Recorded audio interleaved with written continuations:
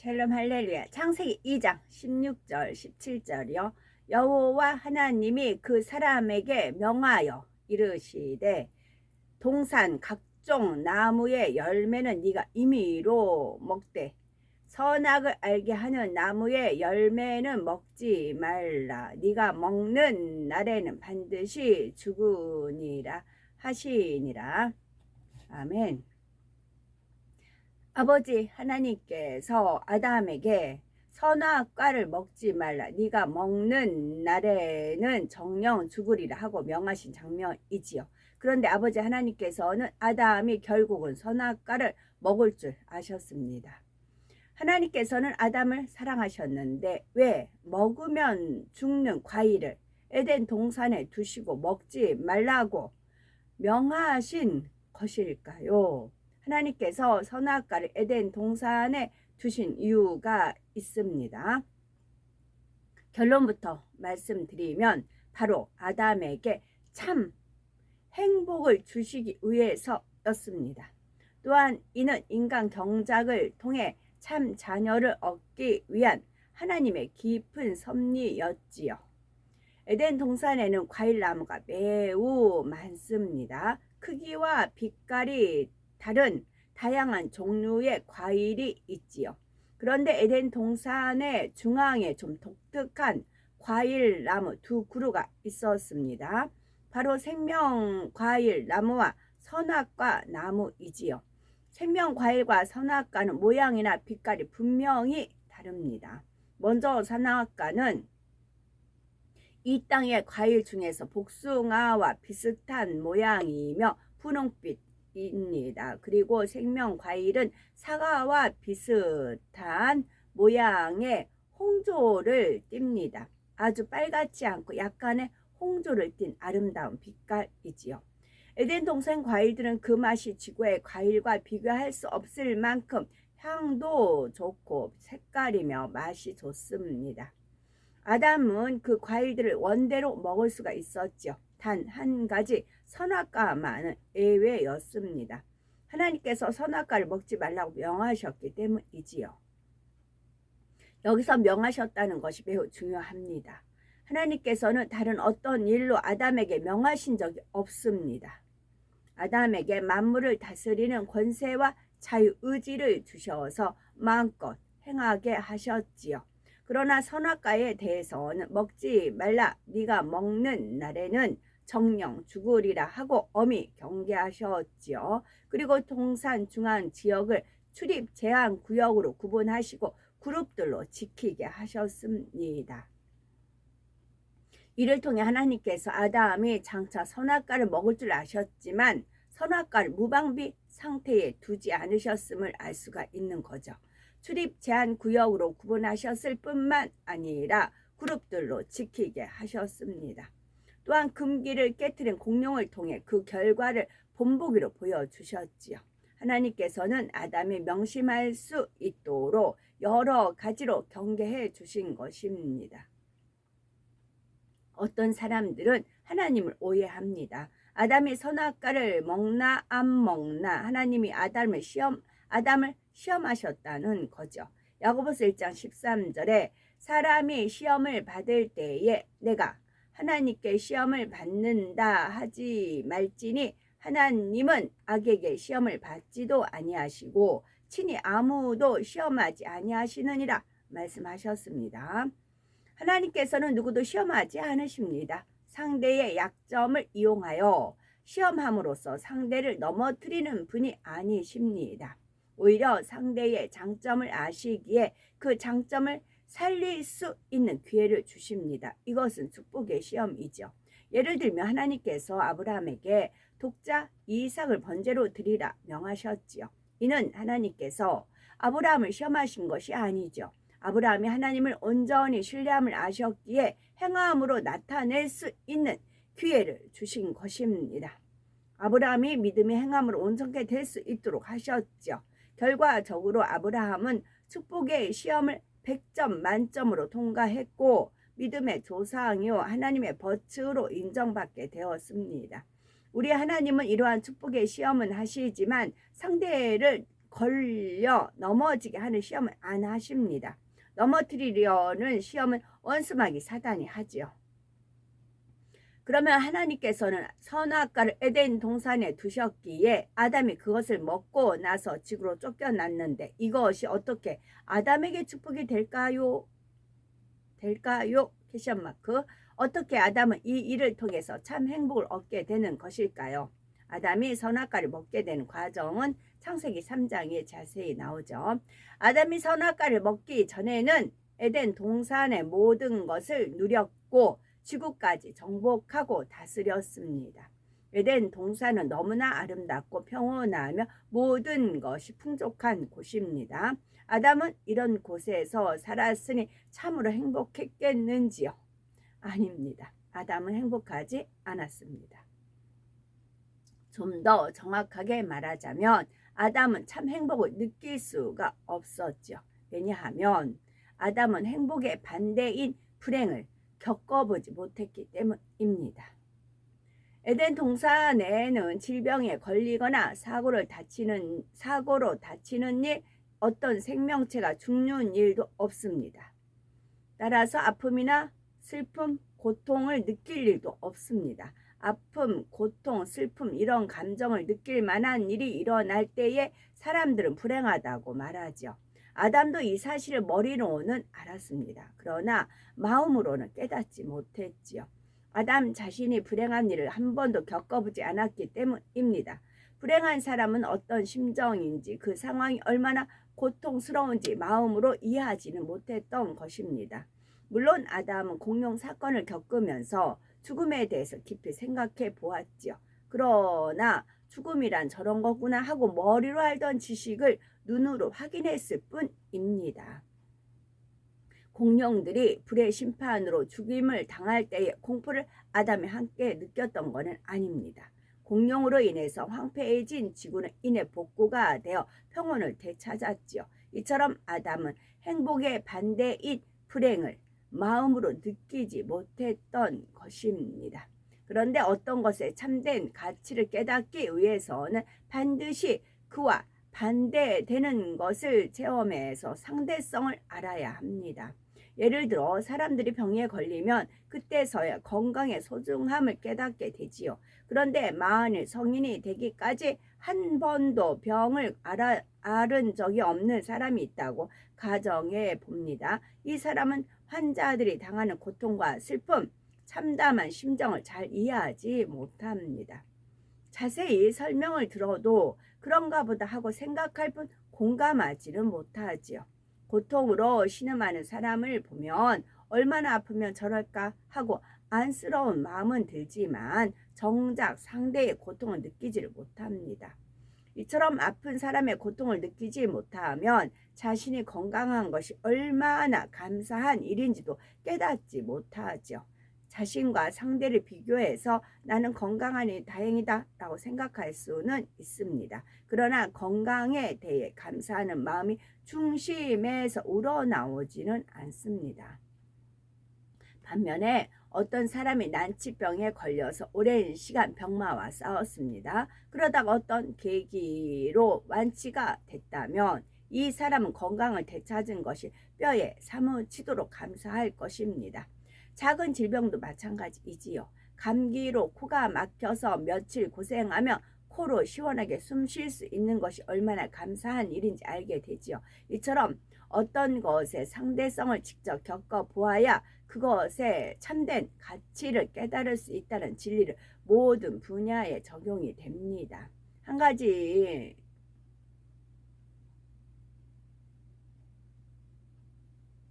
오늘날 젊은이들은 음식이 없어서 못 먹는 경우가 매우 드물죠. 어려서부터 항상 먹을 것이 풍족했고 오히려 너무 많이 먹어서 살찔 걱정을 하며 자랍니다. 어떤 젊은이들은 남은 음식이 아까워서 먹는 것보다 차라리 버리는 게 낫다라고 생각을 하죠. 어른들이 음식의 소중함을 깨우쳐 주려고 말씀을 많이 하시면 잔소리로 여기게 됩니다. 정말 배고픈데도 먹을 것이 전혀 없을 때의 참담함을 느껴보지 못했기 때문입니다. 이처럼 상대성을 느낀다는 것은 매우 중요합니다. 악이 있어야 선이 얼마나 좋은 것인지 알고 어둠이 있어야 빛이 얼마나 소중한지를 압니다. 가난이 없으면 부요함에 감사할 줄 모르며 미움이 없으면 사랑이 좋은 줄 모르죠.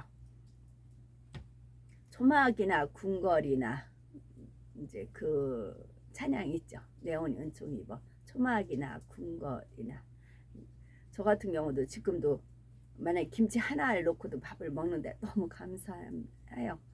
이렇게 김치 있는 것에 감사, 내 마음대로 밥을 지어서 먹을 수 있는 것에 감사, 이 카톡 찍는 이 자체, 이 자유, 이것도 감사. 워낙 밑바닥 삶을 살았잖아요. 상대성을 너무나 철저히 알았기 때문에 그냥 감사할 수밖에 없어요. 그리고 이제 저는 아예 부잣집은 이제 그 세계를 몰랐는데 5년 동안 부자라는 부잣집은 5년 동안 다녔잖아요. 쭉 집안 전체가 서울대에 있는 그런 집도 다녔고 보통 뭐 의사 선생님들 이제 그렇게 된 데 다녔고 이제 70평, 80평 그런 데 이제 다녔잖아요. 그리고 나서 이제 그냥 스쳐 지나간 게 아니라 거의 1년을 같이 사는 거잖아요. 1년을 살면서 그들의 이제 그런 것들을 체득을 하잖아요. 거기에서 이들이 뭘 추구하는가 그런 걸 보면서 깨달을 수 있고 그런 것도 이제 고생이다 하면 고생인데 그건 아니요 이제 일종의 사역이었죠. 사역. 하나님께서 이제 백보다 대심판 때 제시할 자료 그걸 이제 채집을 하는 거다라고 말씀을 하셔서 그런 이제 명에 의해서 일을 했기 때문에 돈도 벌고 일도 하고 배우고 그랬죠. 그래서 초막이나 궁궐이나 내 주 예수 모신 곳이 그 찬양이 우러나올 수밖에 없습니다. 그래서 너무 감사하죠. 그래서 천국 가는 그 자체만 가지고 너무 감사하고 상대성을 알기 때문에 그렇습니다. 불행이 전혀 없는 에덴 동산에 살던 아담은 자신의 행복을 깨달을 수가 없었습니다. 죽음의 고통을 느껴본 일이 없기 때문에 선악과를 따 먹으면 정녕 죽으리라 하셨어도 그 말씀이 마음에서 깨달아지지 않았지요. 공룡이 당한 일을 보면서 저렇게 될 수도 있구나 하고 생각했지만 느낌과 함께 마음에 입력되지는 않았습니다. 이처럼 불행한 일을 겪어보지 않은 사람은 자신이 누리는 좋은 환경에 대해서 참으로 감사하지 못하죠. 아담은 하나님께서 자신을 사랑하셔서 베풀어 주신 모든 것에 대해서 진정으로 감사하지 못했습니다. 그런데 아담이 선악과를 먹고 지구로 쫓겨난 후로는 상황이 달라졌지요. 아담은 육의 세상인 지구에서 살아가면서 여러 가지 일을 겪었습니다. 추위와 더위를 당해 보았고 배고픔과 피곤함과 아픔도 느꼈죠. 하나님과 영적으로 단절된 상태에서 오는 답답함과 불안함도 느꼈습니다. 아들들의 불화를 지켜보아야 했고 한 아들이 다른 아들을 죽이는 참담한 일도 겪었습니다. 마음이 찢어질 듯 아프기도 하고 종잡을 수 없을 만큼 울렁이는 슬픔으로 하염없이 눈물을 흘리는 일도 있었지요. 가슴 속에서 불이 타오르는 듯 화가 치밀어 오르는 일도 있었습니다. 절망감으로 깊은 한숨을 쉬는 날도 있었죠. 아담은 그 후에야 비로소 에덴 동산의 삶이 얼마나 행복했는지를 깨달았습니다. 아담은 지구에서 930년을 살다가 육의 죽음을 맞았지요.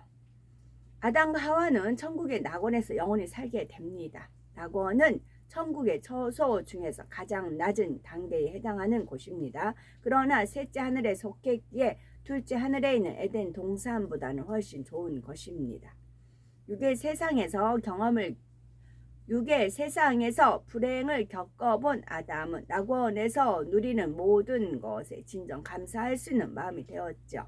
자신이 하나님의 명을 어기는 죄를 지었는데도 구원하여 천국에 들이신 아버지 하나님께 세세토록 진심으로 감사하며 사는 것입니다. 아담은 참 행복을 깨닫고 누릴 수 있게 되었죠. 하나님께서 사랑하는 아담에게 주고 싶어 하셨던 참된 행복이 진실로 아담에게 임하게 된 것입니다. 아담이 지구에서 낳은 모든 후손들도 아담처럼 상대성을 체험함으로 참을 깨닫는 과정을 밟게 되었죠. 사람은 이 땅에서 인간 경작을 받는 동안 눈물, 슬픔, 고통, 질병, 사망 등 갖가지 일을 만납니다. 그래서 행복한 것이 얼마나 좋으며 참된 사랑이 얼마나 값진지를 깨닫죠. 이렇게 마음으로 참을 깨닫는 사람은 이후에 천국에 들어가서도 세세토록 감사하며 살게 됩니다. 아담과 하와는 낙원에 거한다고 뭐 지옥가니 어쩌니 뭐 그런 게 아니고 낙원. 근데 에덴 동산보다 좋은 것이 낙원이라고요. 아담과 하와는 낙원에 거한다고요. 아버지 하나님께서는 아담과 아담의 후손으로 태어난 이 땅의 사람들이 모두 참된 행복을 누리기 원하셨습니다. 또한 아버지 하나님의 깊은 사랑을 알아 중심에서 우러나는 사랑을 하나님과 주고받기를 원하셨죠. 따라서 선악과를 두심도 하나님의 사랑이요 인간 경작의 과정을 허락하심도 하나님의 사랑임을 알아야 하겠습니다. 자녀를 두신 분들은 잘 이해가 되죠. 자녀가 결혼하면 대부분 자녀를 낳습니다. 자녀를 얻으면 기쁨도 느끼지만 막중한 책임감도 느끼죠. 자녀가 성인이 되기까지 양육하려면 부모들은 많은 수고와 희생을 해야 하지요. 또한 자녀를 훌륭하게 키우기 위해서 자녀들이 힘들어하는 일도 시킵니다. 자녀를 사랑한다 하여 잘 먹이고 잘 입히기만 해서는 훌륭한 사람이 될 수 없음을 알기 때문이지요. 자녀가 공부하기 싫다, 놀고 싶다 해도 학교에 보냅니다. 할 수만 있다면 공부를 더 많이 시킵니다.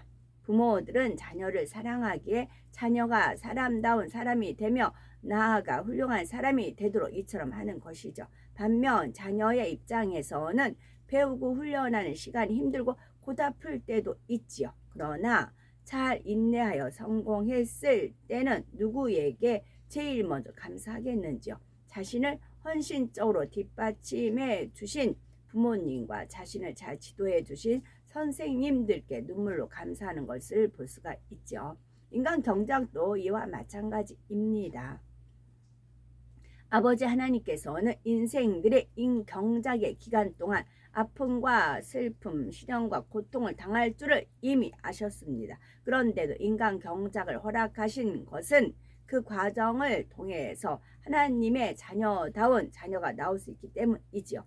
따라서 우리가 이 땅에서 받는 인간 경작은 영원한 천국에 들어가기 위한 필수 과정임을 알아야 하겠습니다. 때론 이 과정이 어렵게 느껴질 수도 있죠. 그러나 하나님을 믿음으로 선으로 진리로 이기고 승리했을 때는 반드시 영광스러운 열매를 얻게 됩니다. 아버지 하나님께서 인간 경작을 시작하신 후 일이 어떻게 되어 가는가 하고 그냥 지켜만 보신 것이 아닙니다. 아버지 하나님께서도 인간 경작에 동참하셨죠. 인생들만 눈물 슬픔 가운데 경작받게 하신 것이 아닙니다.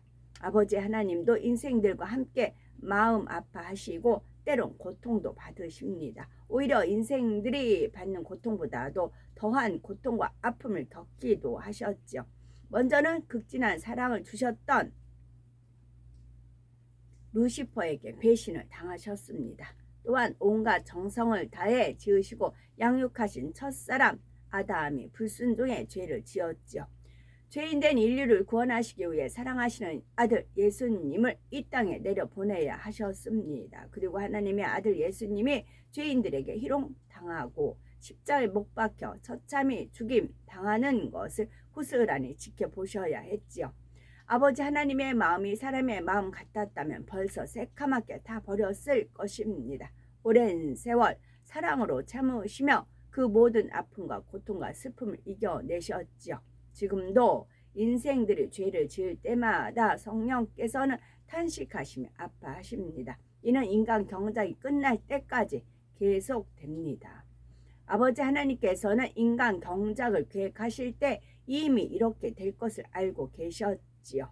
아버지 하나님은 물론 성자 예수님과 성령님도 아픔과 슬픔과 고통을 당할 것을 아셨습니다. 인생들만 광야 같은 세상에서 경작을 받으며 상대성을 체험하게 하신 것이 아닙니다.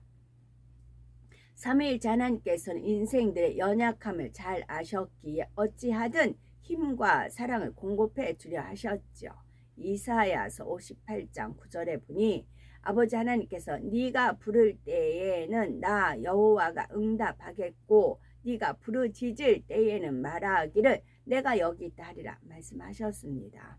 요한복음 14장 13, 14절에 예수님께서 너희가 내 이름으로 무엇을 구하든지 내가 시행하리니 이는 아버지로 하여금 아들을 인하여 영광을 얻으시게 하려 함이라. 내 이름으로 무엇이든지 내게 구하면 내가 시행하리라 말씀하셨습니다. 로마서 8장 26절에도 이와 같이 성령도 우리 연약함을 도우시나니 우리가 마땅히 빌 바를 알지 못하나 오직 성령이 말할 수 없는 탄식으로 우리를 위하여 친히 간구하시느니라 했습니다. 이처럼 아버지 하나님, 주 예수님, 성령께서도 인간 경작을 받는 우리를 돕고 계십니다. 말로만 힘내라 하시는 것이 아니죠. 아버지 하나님께 부르짖으면 내가 여기 있다 하시죠. 또 예수 그리스도의 이름으로 무엇을 구하든지 시행하겠다 약속도 해주셨습니다. 이뿐만 아니라 성령께서는 우리가 무엇을 구해야 할지 모를 때에 우리를 위해 친히 아버지께 간구하심으로 우리 연약함을 도우십니다. 이렇게 든든한 후원자가 계시는데 인간 경작 받는 것이 힘들겠는지요? 아니면 어렵겠는지요? 힘들지 않습니다. 어렵지 않습니다. 쉽습니다. 행복합니다. 감사합니다. 이렇게 고백함으로 영으로 온영으로 들어간 우리가 되어야 되겠습니다. 하나님께서 선악과를 두신 이유 말씀드렸습니다. 아담을 시험하여 넘어뜨리려고 하는 것이 아니라 아담에게 참 행복을 주시기 위함이었습니다. 또한 인간 경작을 통해 참 자녀를 얻으시고자 선악과를 두셨죠. 인생들은 인간 경작을 받아야만 천국에서 영원히 살 때에도 참 행복과 사랑을 느낄 수 있습니다. 그러므로 선악과를 두심도 하나님의 사랑이요 인간 경작을 이루심도 하나님의 사랑임을 믿어야 되겠습니다. 우리에게 주어진 경작의 시간 동안 참 마음과 온전한 믿음을 이루기 위해 부단히 노력을 해야 되겠습니다. 아버지 하나님께서는 우리가 참 자녀가 될 수 있도록 은혜와 능력을 공급해 주십니다. 우리의 힘으로는 안 돼도 하나님의 은혜와 능력으로는 됩니다. 빌립보서 4장 13절 내게 능력 주시는 자 안에서 내가 모든 것을 할 수 있느니라 하셨습니다. 우리는 항상 하나님의 은혜와 능력을 항상 간구해야 되겠고 그러므로 인간 경작의 시간을 믿음으로 선으로 잘 승리하셔서 아버지 하나님께 기쁨이 되는 열매로 나와야 되겠습니다. 아멘.